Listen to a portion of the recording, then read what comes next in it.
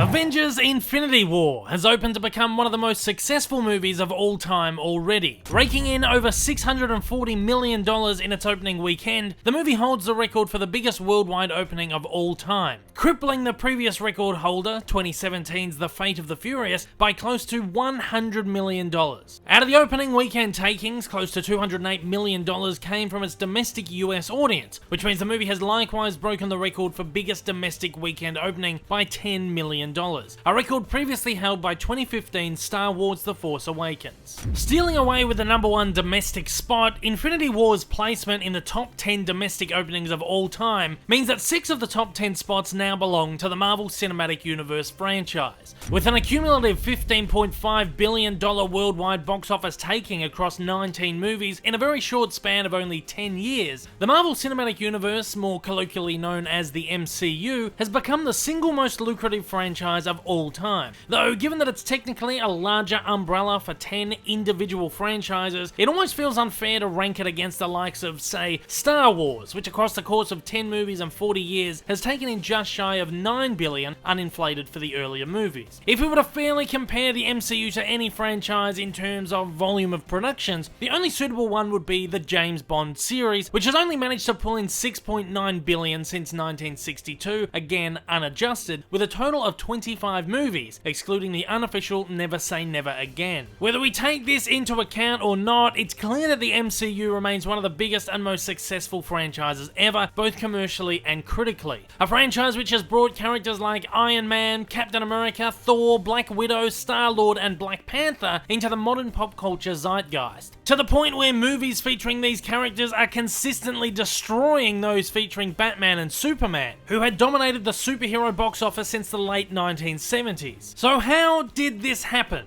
How did a franchise built almost entirely of B, C, and even D grade comic characters go on to achieve such truly enormous feats in such an incredibly short space of time? And how are these movies remaining so consistently and increasingly successful, both commercially and critically, after an entire decade? I have 3 words for you: ingenuity, quality, and most important of all, patience.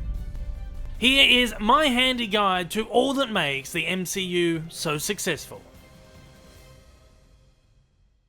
In the late 1990s, comic books were a dying art, and many publishers found themselves on the brink of bankruptcy. One such publisher was Marvel, who amongst many enormous debts filed for bankruptcy in 1996. Marvel spent the best part of the next decade trying to dig themselves out of the debt, with numerous entertainment ventures. One such venture saw Marvel selling the film rights of their most successful and well-known characters to various film studios. Back then, Marvel had no reason to be in the movie-making business and no desire to be, especially given how poorly produced and received superhero productions were in the late 1980s and early 1990s. In the early 2000s, 20th Century Fox helped pave the way for modern large-scale superhero event flicks with their X-Men series, a franchise which is still thriving today, and Sony created a successful franchise with their Spider-Man license, the first installment of which became the highest-grossing comic book movie of all time at the box office in 2002, both domestically and globally, the latter record of which wasn't bested until 2007's Spider-Man 3. While this meant mainstream recognition and success for Marvel's characters, the company itself wasn't reaping any of the financial benefits. So in the mid-2000s, fresh out of bankruptcy, in an effort to replicate some of the success other studios were having with their properties, they took out a reported $500 million loan to kickstart their own independent film studio and movie franchise, allowing them complete creative and financial control over their own properties. If the risk didn't pay off, they stipulated that they'd hand the film rights of all their characters over in return for free. Marvel's grand plan was to pluck characters they still maintain the rights to and build a cinematic franchise or universe of interconnecting movies around them, culminating in an enormous crossover blockbuster event movie if the first few movies proved to be a success. The company still maintained the rights to 2 of their A-list characters: the Hulk, who next to Spider-Man and the X-Men was the company's most famous and recognizable character thanks to his enormously successful TV series in the 1980s, and Captain America, who was a national icon. So these became their 2 most obvious choices for their cinematic universe. The company also had a plethora of lesser characters to pick and choose from, settling on a number of the founding or early Avengers from the comics. Iron Man, Thor, Black Widow, and Hawkeye, with the hope of one day creating an Avengers crossover movie as their culmination. Iron Man and Hulk were the first two characters chosen for cinematic outings in 2008, the Hulk due to his popularity, and Iron Man because a poll reportedly held by the studio resulted in him being the character who would likely sell the most toys. It was clear that very early on, Marvel's biggest gambles were paying off. Iron Man was, of course, a runaway smash and earned back all $500 million Marvel took out in loans and made an additional profit, despite being a movie focused around a B-list character portrayed by an actor that no Hollywood studio wanted to touch as a result of a long troubled life and career. While Hulk was critically well received, it surprisingly didn't make a profit at the box office, earning less than half of what Iron Man took in and making it the only Marvel film to date to underperform. From these earliest movies, Marvel's business model was very clear to audiences. References to the greater universe in the form of Nick Fury in an Iron Man post-credit scene, and the appearance of Tony Stark at the end of The Incredible Hulk told audiences that something was happening. Something they had never quite seen before. And of course, it wasn't long before the Walt Disney Company recognized the potential and acquired not just Marvel Studios, but the entirety of Marvel Entertainment for $4.24 billion in 2009, only 1 year after the release of both movies. The idea of a shared universe was a formula which had worked for close to 70 years in Marvel's comic book stories, a majority of which up until that point and still today take place within the same universe or timeline, with crossover events being a staple of their storytelling. Even some of the earliest Marvel comics contained storylines which would run across numerous different lines, with stories from Fantastic Four continuing into an Avengers comic or the like. Marvel ingeniously decided to take this formula, which had proven so successful on the page, and see if it would translate well on the screen. The idea of a shared cinematic universe of the kind was somewhat unprecedented before the MCU. There of course was the occasional novelty crossover movie like Aliens vs Predator or Freddy vs Jason, but neither were set within the continuity of their respective franchises. There was also, of course, the classic Universal Monsters franchise, a series of 30 loosely connected monster movies made between 1931 and 1956. While Universal Monsters may well be regarded as the first shared universe in cinema, the formula that Marvel has used to make their universe so unique was absent in those movies. The monster movies never employed any kind of overarching stories across the franchise. Each movie just kind of stood on its own as an individual piece of cinema. Out of the 30 movies, the only two which shared any kind of narrative continuity were Frankenstein and its direct sequel, Bride of Frankenstein. Even the sequel to Dracula, Dracula's Daughter, didn't feature Dracula. Could you imagine an Iron Man movie without Iron Man? Even the massive crossover Monster Mash event served no narrative purpose other than to throw together some monsters, probably because it would be pretty neat. In fact, these crossover movies, which are really the only reason these movies are considered to be part of the same universe, were an afterthought and not pre-planned as Marvel's were. Two crossover events even strangely faced the monsters off against Universal's biggest comedy duo of the time, Abbott and Costello, in an attempt to bring audiences back to the cinema to see horror movies during the war. A strategic business move, not a narrative one.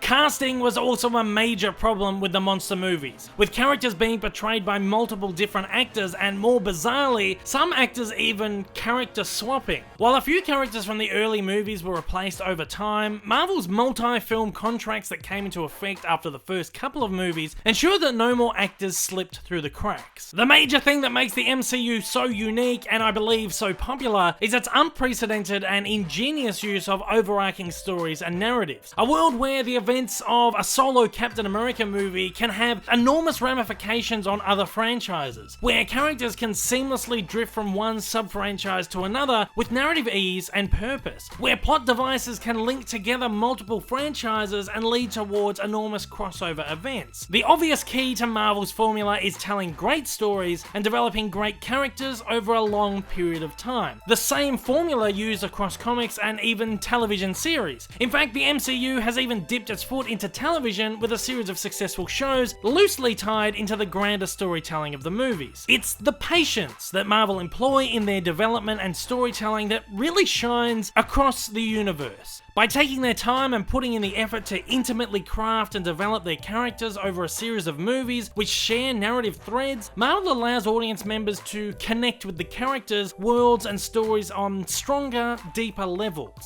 The superhero movies that I grew up with always felt so directionless. Stories that lasted no longer than 2 or 3 movies, which never really went anywhere. It was apparent that Warner Brothers stopped putting in effort after their first 2 movies in the original Superman franchise, and likewise their Batman movies quickly became standalone adventures with a constantly changing Bruce Wayne. Talking of changing faces, even the 25 James Bond movies remain largely disconnected, with exception of the more recent movies which almost act as a kind of reboot of the franchise. The original Spider-Man movies were really some of the first superhero movies to employ any kind of narrative continuation over a number of installments, but by the 3rd outing, even that franchise became a victim of its own success. When the first Avengers movie was released, audiences flocked to the cinemas in droves, driving it towards the biggest opening of all time. The movie was so clever and so groundbreaking that 4 years worth of investment in their movies finally began to pay off. And 6 years later, with Infinity War opening as the franchise's 19th movie, a decade of investment is paying off all over again.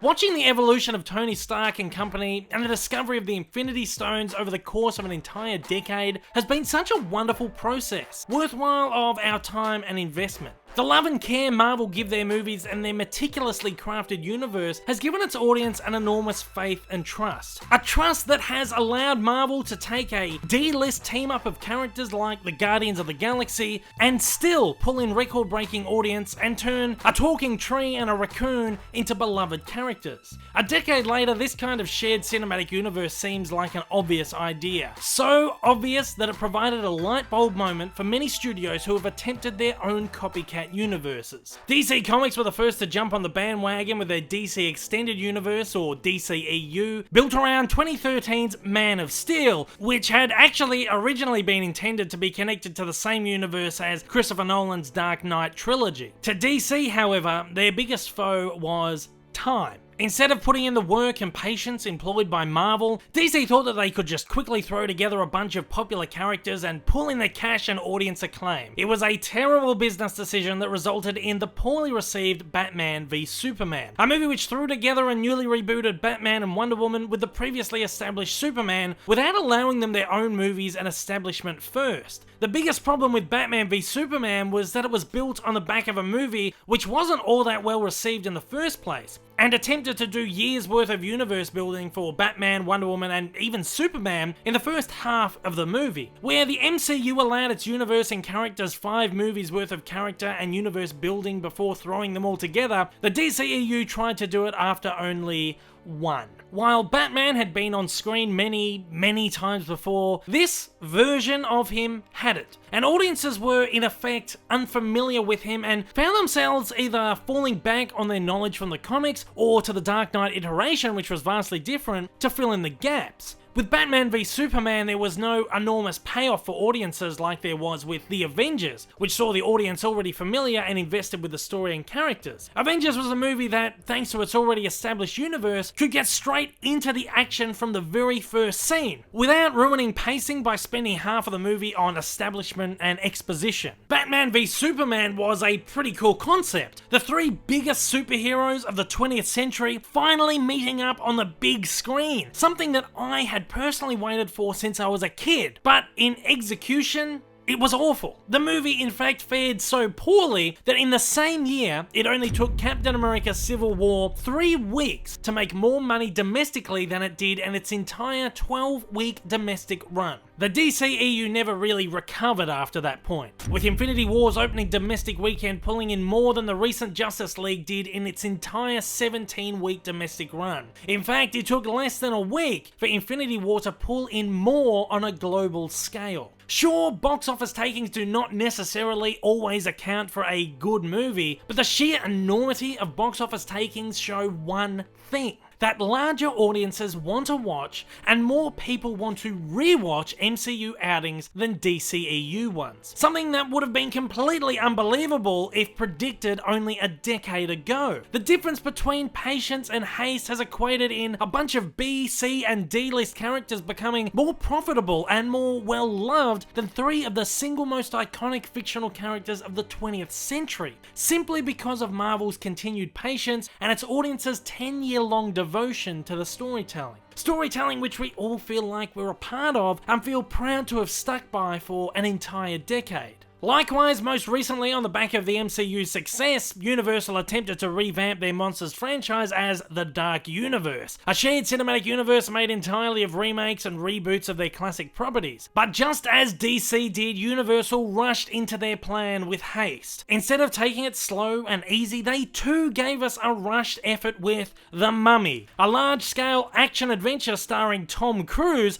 that focused more on bombast and being a Tom Cruise movie than on story and character. It was a movie whose sole purpose was to set up a franchise, shoving characters like Henry Jekyll down our throats, the Dark Universe's Nick Fury, telling us point blank about the universe of monsters for an entire half of the movie. Along with the release, Universal also announced a slate of films and a star-studded cast who would make up the main players in the universe, including Johnny Depp and Javier Bardem. The Mummy failed both commercially and critically, and may have even killed Universal's Dark Universe completely, given that the producers of the project exited soon after the release, and the follow-up movie Bride of Frankenstein, for which Angelina Jolie was said to be in talks, seems to now be an uncertainty. Difference here was Universal's immense push to kickstart a franchise by making it blatantly obvious that, hey, there's gonna be more monster movies and they're all gonna meet up at some point. How cool is that gonna be? With Iron Man, Marvel created a standalone movie first and foremost, with nothing but a short stinger featuring a small reference to the grander universe right at the end of the credits. A short tease that something may come out of this if you're patient, but if it didn't, you could still enjoy the ride that was Iron Man. Since Iron Man, the majority of Marvel movies have been crafted as their own beast. They operate within a grand universe, but they tell their own intimate stories before all else, while providing an additional piece to the grander puzzle as almost an afterthought, allowing viewers to not only enjoy the movies as part of a shared universe, but as part of their own franchises and as standalone pictures. This is another part of what makes Marvel's formula so special and sets them apart from the competition, none of whom seem to want to put in the time and effort that it takes to build something truly special. Continuously growing stronger and stronger, the MCU has managed to so far avoid franchise fatigue by keeping their movies accessible to all audiences, by making their sub-franchises unique and continually taking greater and greater risks. While the movies on the MCU inhabit the same universe, that doesn't mean they're beholden to any one genre, with movies consistently swapping style and tone in ways which somehow manage to complement each other. It's a franchise that allows vastly different, uniquely talented filmmakers to take over the reins of different franchises, allowing them to experiment and break the mold while remaining within the same sandbox. The MCU has so far seen comedies, horrors, action adventures, political thrillers, geopolitical dramas, war epics, science fiction fantasies, mystical fantasies, 80s influenced high school comedy dramas, and all-out blockbusters. It's a franchise which has taken us from Earth to the outer reaches of space to other dimensions and micro worlds. However, all throughout, one thing remains the same: the storytelling. Lovable, relatable characters, fun and exciting stories, and an overall optimistic, non-pretentious tone that pulls audiences of all ages, genders, and races in the same way that Abbott and Costello Meet Frankenstein pulled in the horror and comedy audiences of its own time. This is a franchise that never takes itself too seriously, constantly mocks itself, and acknowledges how crazy it is to mash up a billionaire in an iron suit, a big green monster, a Norse god, a super soldier from the 1940s, a fierce female assassin, and a bloke with a bow and arrow. And because it does it with such class and such care, the audience doesn't bat an eyelid. It feels all so believable. Again, in the same way that audiences didn't question the pairing of Abbott and Costello with Dracula and Frankenstein. If we look at a depiction of Marvel's success rate using Rotten Tomatoes scores as a general idea, it has remained constant, barely dropping and often rising. Compare it once again with the James Bond franchise, almost 60 years in the making, and we can see a vast difference in quality and reception. And just for the fun of it, let's compare the DCEU. Yikes, it's quite clear that this is a franchise that has many downs and not too many ups. One which quite clearly polarizes audiences and critics, whereas Marvel seems to consistently please everyone. The DCEU obviously has a very long way to go. To me, this all comes down to Marvel's meticulous filmmaking formula and the trust that they have built in their audience. This audience trust has brought audiences back again and again and again for the very next chapter. And not just for the characters, but for the brand. And the possibility of unraveling yet another clue towards the grand scheme of the universe. A proven storytelling that brings in an audience for the Avengers and Iron Man, but for also obscure properties like Guardians of the Galaxy, Ant-Man, and Doctor Strange, turning once unknown characters into household favorites. This is a crazy world where somehow Ant-Man has become more popular than Batman. While the franchise does have its diehards, like myself, the ones who see every single movie, there are also more casual viewers who just tune in for individual characters or franchises. And that right there is the beauty of it all. And the thing that makes the mashup Avengers movies so special and so successful. Their ability to bring together so many different audiences. But at that, they're not just movies, they're events. Something that the DCEU could have never received on the back of one sole movie. Me, I'm a prime example. Growing up, I was a DC fan. I loved Batman and I loved Superman. Superman the movie and Tim Burton's Batman were my two favourite superhero movies of all time. And all these years later, they are still up there for me. I never cared for Marvel outside of a love for Spider-Man and a casual interest in the X-Men. I spent many years hoping for a Justice League movie one day, scoffing my nose at the idea of an Avengers movie, and a complete lack of interest in whatever this Iron Man movie was that was being advertised on the front of my Empire magazine. Public interest and word of mouth pulled my dad and I into that cinema to watch Iron Man 10 years ago. And my life has never quite been the same since. In the years following, my love for Iron Man and Captain America well and truly took over from my love for Batman and Superman, to the point where the MCU has become my favourite franchise ever, and Marvel Comics have become a staple of my reading. I truly welcomed the DCEU, I honestly did, but aside from Wonder Woman, which I really enjoyed, sadly, it all just feels too little, too late for me. Who knows how long Marvel's success will last? But with 10 years of consistent rising success, I predict that it's not going away anytime soon. Maybe in 10 years' time, we'll look back at this video and laugh at my statement after the superhero fatigue has set in and the MCU has fizzled out. Or just maybe we'll look back and see the MCU as the single most ambitious, unprecedented, and most carefully planned and executed movie franchise of all time. Continuously thriving after 20 years and 50 movies. I'm hoping and betting on the latter. To use Captain Marvel's famous tagline, higher, further, faster, more. And with that, let me know your personal thoughts on the Marvel Cinematic Universe. What do you love about it? What do you hate about it? Why do you think it's so successful, or why do you think it's just so completely overrated? Let me know in the comments below. If this is the first of my videos you've seen, you've enjoyed it, you'd like to see more videos like this in the future, then please hit that big old subscribe button up on your screen right now. If you are feeling extra generous, then please don't forget to hit that like button down below. It does a great deal in getting my videos out there. Until next time though guys, thanks for watching and I hope you have a marvelous day. Excelsior!